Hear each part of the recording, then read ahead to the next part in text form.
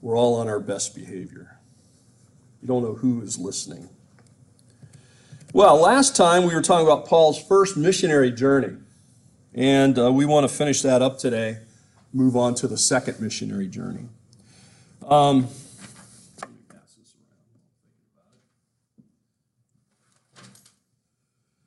Paul and Barnabas are in Antioch. That's the way this all gets started. And they decide to go on this journey with missionary activity. So we tend to call it Paul's first missionary journey, which assumes there are more than one. Most people agree there are 3 missionary journeys. I'm so radical, I even think there might be a 4th, not mentioned in the book of Acts. I know, just the kind of guy I am, that Paul may have gone to Spain, gone west. You know? Okay. So when James did. What's that? The Spanish belief that James did. James, oh yes, Diego, San Diego. That's where the name comes from. Well, Paul does express interest in going to Spain. Well, anyway, whether he did or not, the first missionary journey is well recorded.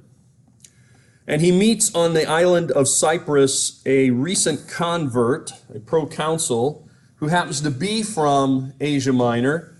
And so Paul, following that lead, will leave the island and he'll go to what we would call Turkey today and circle around. And we talked about that last time. We also talked about how Paul's MO, right? Modus operandi, how Paul works. He goes to a city, a town, that sort of thing. And then he goes first to the Jewish population. He seeks out a synagogue, if there's one there. He goes to the synagogue. You know, he is a rabbi. He's a Pharisee anyway. So he goes there and meets them and then knows that they've heard about the Messiah. So he tells them, hey, the Messiah has already come. And that usually creates some trouble. Some people might accept it. A lot of people don't. And then he takes the ones who do and works with them and goes and finds then Gentiles and also sort of sets up the beginnings of a church, a congregation. Well, after this, Paul and Barnabas had to leave because of opposition, primarily because of the way Paul operates. Many of the local Jewish population are not too eager to accept Paul's ideas that the Messiah has already come and Jesus is that Messiah, that they therefore should accept him. So they left town because of the opposition and returned later at the end of the journey. Well, at any rate, Paul and Barnabas will go to an area called Galatia. There is some debate over exactly where Galatia is. Galatia is a region in what would be Turkey today. There's a northern Galatian advocates and southern Galatian advocates.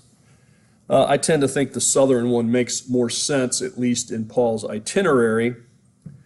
And then the book or the letter of Galatians is written to the church in this region. Okay? It's called the letter to the Galatians. So this is Paul's pattern. Follows it often. He has visited a church. He's usually helped start a congregation or planted a seed of evangelism, as it's sometimes called.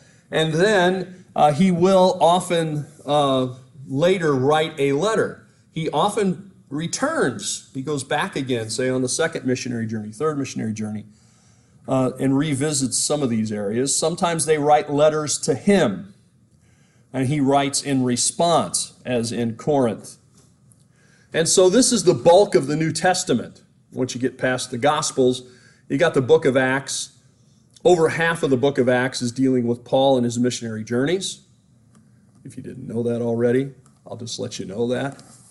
I recommend the New Testament to you as something you should read. I hope you've already read it. And then the bulk of the rest of the New Testament are Paul's letters, which are written to churches, to locations where he has visited, most times and was instrumental in starting the congregation there, as you can read in most of his letters. Okay. Here is Pisidian Antioch. Paul visits Antioch of Pisidia, or the Pisidian Antioch. There are several Antiochs in the Roman period. Two prominently in the New Testament, Antioch of Syria and Antioch of Pisidia. Paul and Barnabas had just left Antioch of Syria. That was the larger city, one of the largest cities in Roman Mediterranean, in that eastern part of the Mediterranean. Yeah, go ahead. The third largest city in the Roman Empire. Yeah, that's right. And you have Alexandria is a big city. Antioch and Rome. So these are the three biggest cities. But in this area of the sort of eastern Mediterranean, I guess I'll call it, or Turkey, Syria, this was the largest city. Now, Pisidian Antioch, much smaller. It was founded in the late 4th, early 3rd century BC. That makes sense. It is founded during the Seleucid period. Hopefully you remember that Alexander the Great moves through this area in the 4th century, right? Conquers it. After his death, some would say untimely death, he dies quite young, he leaves his land. When they ask him who should control it, he said the strongest. And so there was a lot of contention over the land. But one of his generals, Antiochus, will gain a large chunk of his territory in what would be Syria, later taking Palestine from the Ptolemies of Egypt and on up into Turkey. So probably the largest chunk would be the Seleucid Empire. So the name Seleucus of the general, then there starts a dynasty, Seleucus the First. The next ruler is Antiochus the First.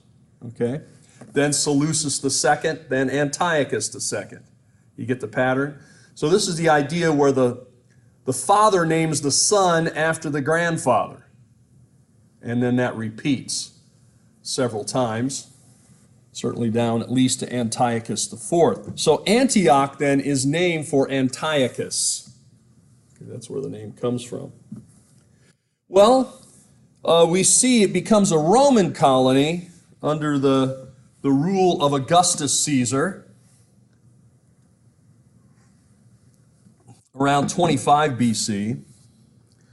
And a real building period. The city is really growing for about a 45, 50-year period from roughly 15 BC to 30 AD. So Paul is there really at the height of this city. Most of the buildings there are fairly new when Paul gets there, if you want to think of it that way.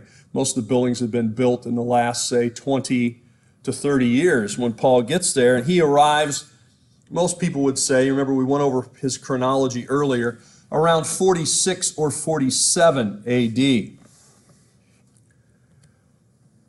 Now recently there's been a lot of excavations at the Pisidian Antioch, and a lot of this is being done by Turkish archaeologists, so it can be somewhat difficult for the Westerner to keep up on because most of the reports are written in Turkish, which is not an easy language, and only summaries in English.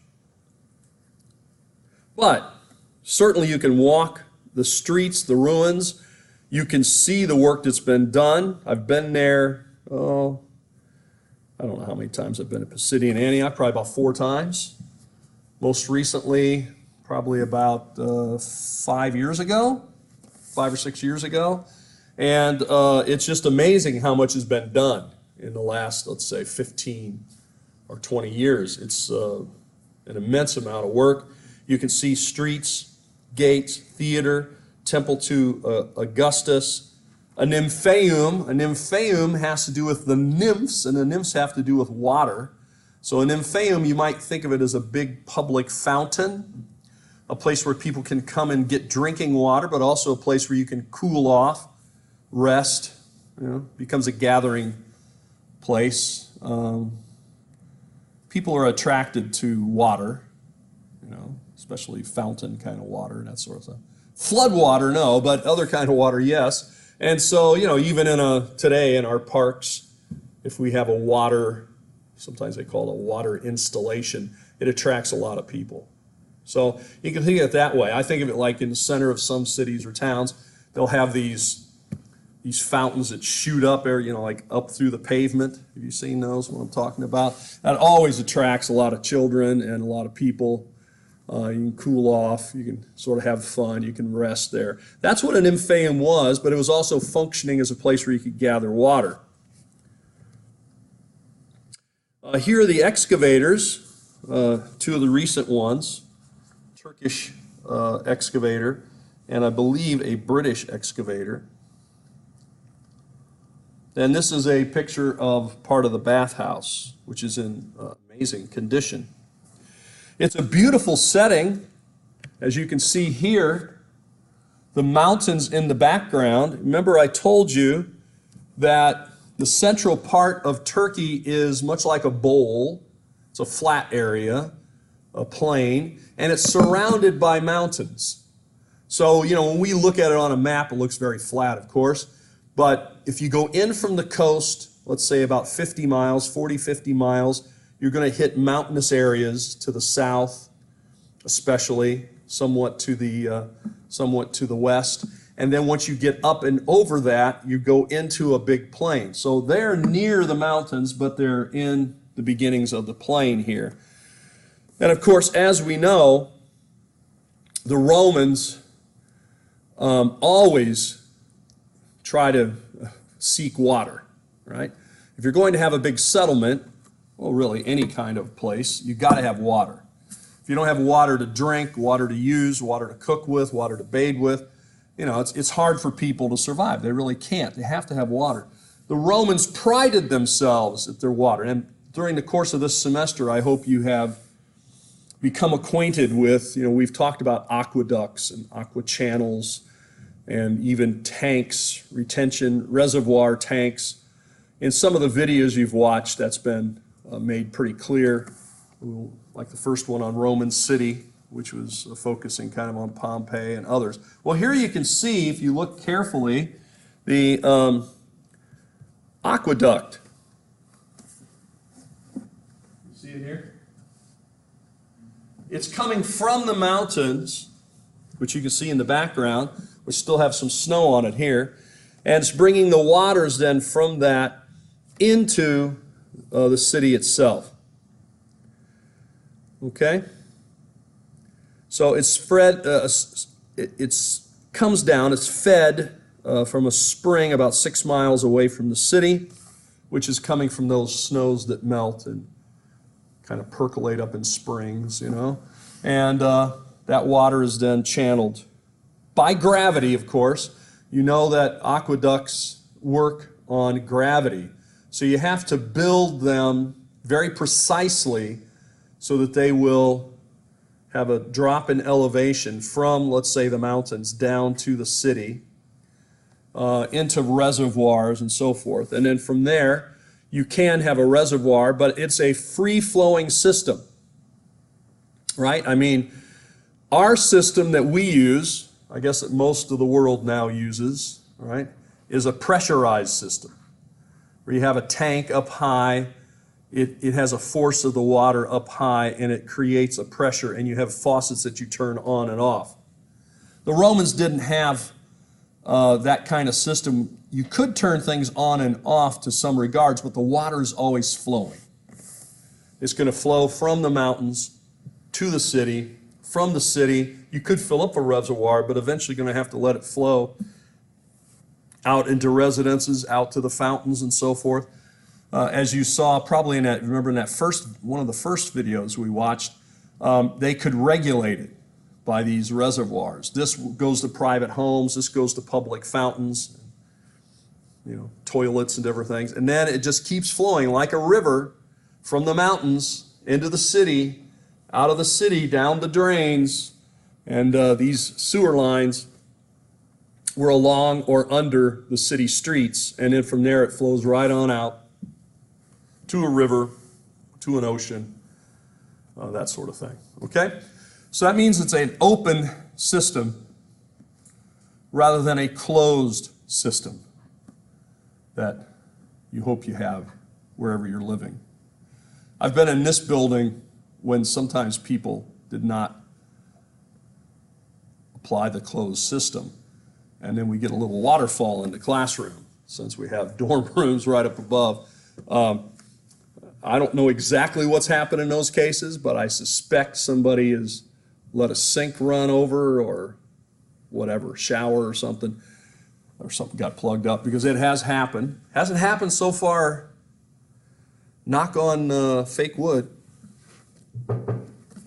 this semester. I don't know if it happened last semester, but anyway, it does sometimes happen. Well, there are several towers along the walls. It is a walled city, so I'll just show you a couple of views of that. This wall is approximately 10,000 feet long. That's a long wall. And that's the south wall, and it encompasses an area of about 116 acres. Now, of course, walls are the kinds of things that get reused often. So the foundation might be in the Hellenistic period, but then, of course, the Romans may add on to it, elevate it more, make it wider, something like that. But since somebody's put the effort into making a wall, they tend to keep using it. As long as you make your wall substantial. And then on into the Byzantine periods, following the Roman. Here's another view of the wall, and here you can clearly see the different construction, right? You can see the large ashlar blocks. These are big limestone blocks. And up above it, much smaller blocks or stones. So these are two different periods of construction. This, the Roman, this, the Byzantine up above. And so these are things you can look for, things you can learn just by looking at a wall. And then, of course, over time, people do dig out stones and use them to build their houses or other things. So these sites are never kept pristine. Well, almost never kept pristine. People come back and use it like a quarry. It's much easier to go dig a stone out of a wall than it is to go up in the mountains and chisel one out. So that's what happens. Now here's the gate area along the street. This is sloping upwards. This has all been excavated in the past 15 years. When I first went here, you couldn't see any of the street, but they have dug down. There are shops along the street, and here is part of a gate, which has not been reconstructed, and it's there. And here you see a group, I don't know if that's my group or not, of students, but I have taken several groups to Turkey to visit sites, museums, and learn the culture and the history of Turkey, but a lot of it is related to the Bible. In fact, the tourism people there call Turkey the second Holy Land.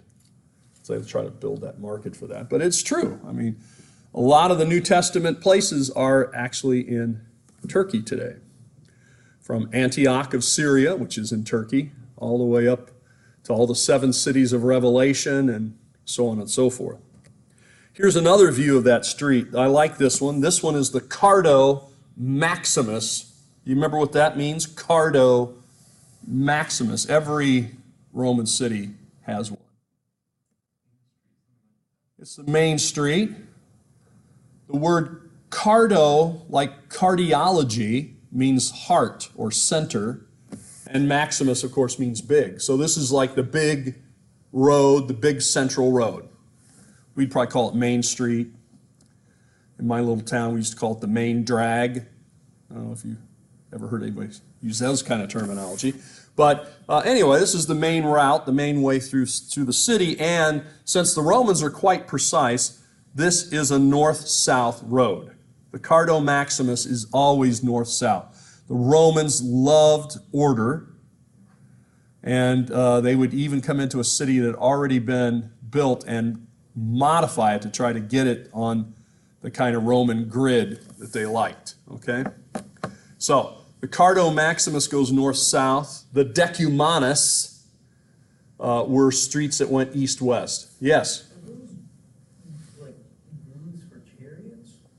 Well, what you're seeing here, yes, you are seeing grooves. They're not grooves for chariots. They are grooves made by chariots. Yeah, carts, wagons. In other words, they moved goods and stuff up and down this road so much that it tended to wear a groove in the pavement. So no, it wasn't designed that way originally, but that's the way it ended up. You can also, if you look carefully, I think you can see a manhole cover, a couple of them in here, because you'll sometimes find little round stones, and you open it up and that's the sewer line down below. So these ideas that we have today, we did not come up with them. Put your sewer lines along or under the streets, have little access areas to get in. Anyway, yes, Cardo, and then Decumanus. A lot of times there's more than one Decumanus, east-west road, that bisects the Cardo Maximus. And normally where the Decumanus and the Cardo Maximus meet, you have a tetrapylon, if we want to get a lot of terms, which just means four sort of pillars or four monuments that just makes a fancy intersection, right? And usually have the names of important people there or different things there. So that's the Decumanus, the Cardo Maximus, and a tetrapylon. These are very common in Roman cities. Here is the theater. One view, I have another view. This one, one of the things when they find a theater, normally it is like this, built into a hillside. Whenever the Romans could, they built it into a hillside. It saved a lot of work. Because basically you come to a hillside and you just sort of terrace it and then put the stones in there and you have your seating. You don't have to go and build. Now, there are cases where I've seen a lot of them that are built as well. They built the structure to make the seating. But when possible, they build it into the hillside. The Romans came to Florida, and I wish they had. That's just me personally. I would like to have Roman stuff around here. They would have had to build the seating because, we don't have any hills or almost no hills. It's very, very flat. So in that case, they would have to build a structure up to have the seating on it. They would do that by making a series of arches, right, with walkways that are hollow underneath, and then staircases, and then you would go up there. In this case, it's built right into the side of the hill. Estimated it would hold about 5,000 people, 26 rows of seats. Originally built in the Hellenistic period, expanded by the Romans. This theater would have been there when Paul visited the city, Paul and Barnabas. Here's another view I think gives you maybe a better idea of the size of it and what it looks like. Kind of a side view. There's probably more there. There's certainly been parts that have eroded away. There are a variety of structures preserved along the roads, typically along the roads like the Cardo Maximus or going up to the gates of the city. You would have shops. Why? Well, typically a Roman city would have at least four main gates. North, south, east, west gate, right? The main Decumanus one way, the Cardo the other way. And so the access points to gain access to the city was limited by usually 4 gates. Occasionally, there'd be another gate or two. Depends on the size of the city. But what that means is it's going to concentrate all of the people going through those, say, 4 gates. So, you remember what they say in business is the most important thing. Location, location, location. So you want your business near one of these gates. Why? You're just going to get a lot of people walking by, and if they're walking by, they're going to probably notice you, and maybe they'll stop and buy something. If you're in a location where they don't walk by, they're probably definitely not going to buy anything, okay? So that's why you find a lot of shops. Some of these shops would be sort of like a little restaurant, a bakery, a place where you could get something to drink, a place where you could buy food or goods were there. Now here is the temple to Augustus, which was built soon after. It doesn't look like much today. There's not much remaining. But you see that sort of foundation stones there in the center. And you can see that it's kind of chiseled out. They took out stones of quarry here, and then they flattened the area, and they made this temple to Augustus. Yes, bless you. About 200 by 280 feet, rectangular structure. The temple stood on the platform. Emperor worship, so this just gives me an opportunity then to mention emperor worship, becomes quite popular, beginning with Augustus, because he was a very popular emperor. But it's always more popular in the eastern part of the Roman Empire than the west. And of course, since much of what happens with Christianity takes place in the east, then you encounter emperor worship quite often in many of these cities. Temple to Augustus, and then later emperors. Now, it was not automatic that an emperor would be deified. They were not considered normally a god while they were alive. They had to be dead first, which was a little bit safer. And then they were voted to be a god by the Senate. The Senate would sort of have a resolution, and they would deify Augustus, let's say. It really started with Julius Caesar. Augustus and others saw that, as like I told you, the Romans were, I guess we'd say, superstitious. And after the death of Julius Caesar, there was a comet that went through the sky.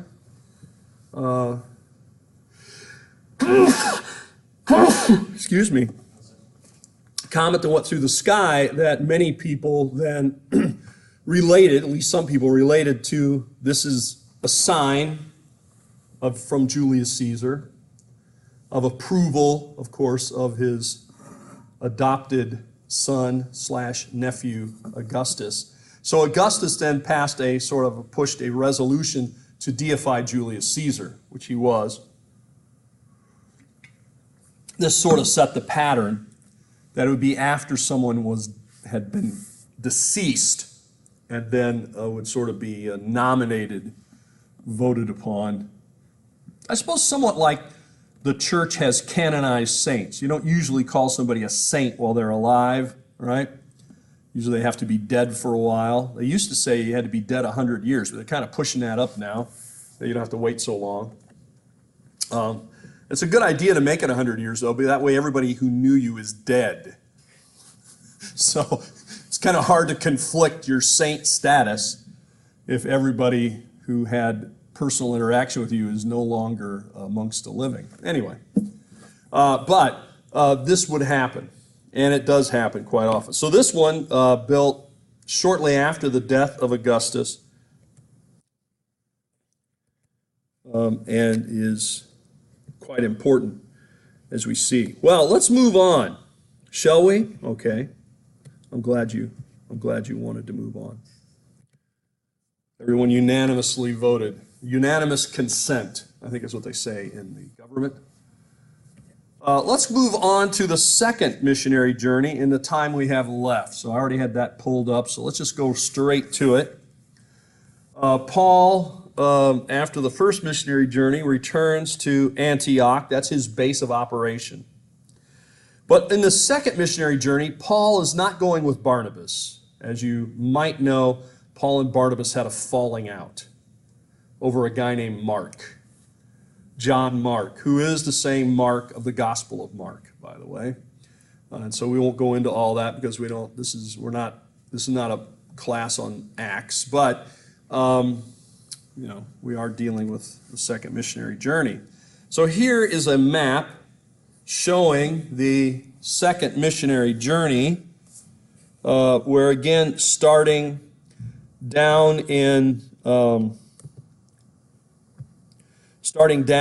Jerusalem area, and then moving northward through Antioch, then going back to Paul's hometown of Tarsus that we already talked about. He goes back and revisited some of these places, like we just talked about, Antioch of Pisidia, which is here, and then Iconium, Lystra, Derbe, right? Derbe was the hometown of someone mentioned in the New Testament. Anybody remember who? Timothy. Yes, very good.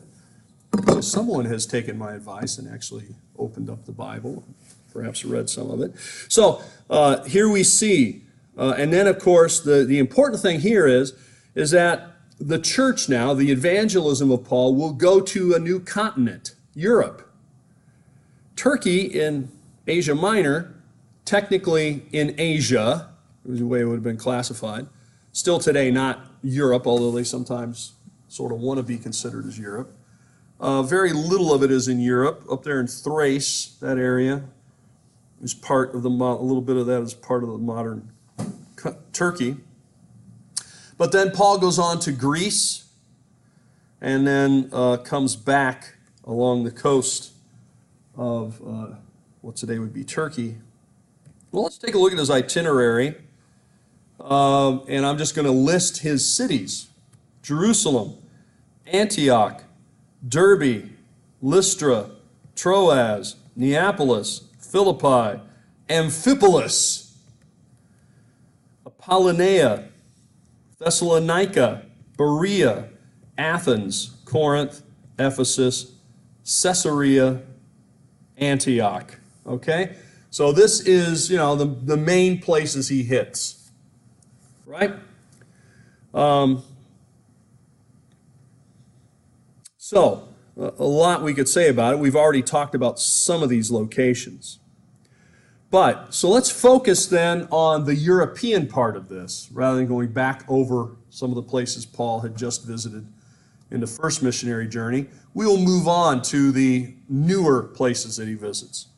Paul is in a city called Troas. Troas, mentioned here, is close to, and its name is derived from, Troy, as you might gather, because the ancient city of Troy is located near Troas. It's not the same spot, but it's very close. This sometimes happens, and in archaeology, when you're working with geography, it often happens that a name will migrate. Well, not that it packs its bags and moves, but that it's in an area. And Troy, of course, was famous in the area. People didn't still live in Troy, but it's in the area of Troy. And so they moved the name over to another settlement. Okay? And then it gets sort of Grecified, right? Troas. All right? So Troas then is a harbor city. It's along the coast, as Troy was originally, along rivers that led right to the coast. A little bit further around the coast, not too far apart, and it is there near the port, and it has a port city located with it called Neapolis.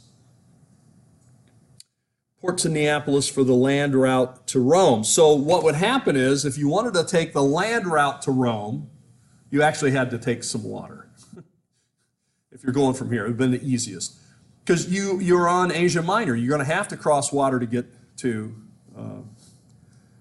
to Europe. So what a lot of people do is get on a boat here in Neapolis and then sail across to Macedonia. And then from there was a main east-west road called the Egnatian Way. And they would take the Egnatian Way across, and then once they made it across Greece, they would then go on to Rome over land. So we see that in the Bible, Troas is mentioned 6 times. 6 times in the Bible. But what we're most interested in right now is Acts 16:9. Sorry, something's coming up. Oh, emergency. All right. So we see in Acts 16:9 that Paul receives a vision, a calling. How does this exactly happen? Well, I'll let you read it and debate it yourself. But he gets a call. Please come to Macedonia. It appears that Paul was going to circle on back around through Asia Minor again, maybe go down the coast or do something else. But because of this message, Paul decides he needs to go to Macedonia, and he does. All right? He sets sail then, and we also know at Troas that this is where Luke joins Paul. And of course, Luke is the author not only of the Gospel of Luke, but of the book of Acts. Okay? All right. So then, these are called the we sections of Acts. So before this, it had been, Paul did this, Paul and Barnabas did this, so forth. Peter did this. Now it says we go to Macedonia. And the we being Luke, the doctor, the physician. It's also here that one of my favorite events of the New Testament takes place. Eutychus, which, I think if you wanted to name a child Eutychus, I've never met a person named Eutychus. I always try to get people to name, their children, historic people that are often neglected. I just named a puppy, Xerxes. His name is Xerxes Agamemnon. That is his name. Xerxes Agamemnon. Well, anyway. I've been trying to get somebody to name their child Xerxes. I've not had any success. So, I'm trying to convince my wife that Clovis is a good name. Clovis is a great name. It's a great name. Well, at least get it in there for the middle name. And then you can just call him by his middle name. Right. Well, anyway, I did get a student to name her daughter Constantine, but the middle name. I don't know why she chose to name her daughter Constantine, but I didn't argue. I just accepted it. She sent me a picture and said, here is little baby, whatever her first name is, Constantine. And so I was happy. Well, Eutychus would be another good name. You remember Eutychus falls asleep while Paul is preaching. I guess I like this name because I so much identify with it. People are always falling asleep when I'm talking. But it doesn't stop me. I just keep talking. Like Paul, I just keep going. If they happen to fall to their death, well, I'll take care of that later. Well, Paul does take care of it. Well, anyway, that's on the third missionary journey, not on this one. You can also see about this city in 2 Corinthians 2 and 2 Timothy 4, which I have here. So this is called Troas, or sometimes called Alexandria Troas, as you can see on the sign. And here is where it's located. You see where Troy is? You see where Alexandria Troas is to the south, near the city of Assos, not far from the island of Lesbos, which we will not mention further here. But you can see it all on the map. Here's Troas, Troy, Çanakkale. That's a good town. Çanakkale. That's the main modern town now where you take the boat across from this peninsula by Gallipoli to Çanakkale. Well, let's take a look at a couple of the things that are left in the city of Troas. There has been excavation here. It could be more extensive, but there's a lot of structures that are just pretty much left this way. And then you get down to the water, and you can see it's rather rugged. From here, Paul takes a boat, and he will go by the island of Samothrace, which is this red circle at the bottom of the screen, and he will land at Neapolis, which is this red circle up here, which, of course, both of these are controlled by Greece today. So you'd be leaving modern Turkish territory, entering Greek territory. And Paul would then end up at what's called Kavala today, but in Paul's time, it was called Neapolis, which is another, it's a beautiful little town in Macedonia.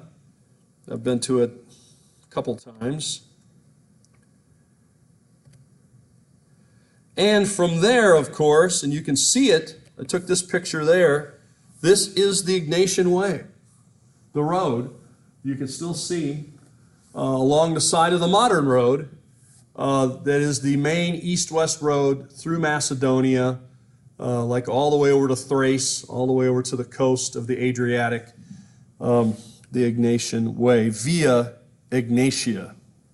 So Paul will travel down this road to the city of Philippi, which is the town, the city mentioned, of course. The letter is directed, of Philippians is directed to the city of Philippi. Philippi is also the place just outside of Philippi where Brutus and Cassius lose the battle and commit suicide. And this is where the Romans are victorious. The Roman defenders of Julius Caesar are victorious just outside of Philippi. All these things happen in this same area. And of course, here Paul is thrown into jail. Well, we're out of time, so we'll leave it there for now. Paul is in jail in Philippi.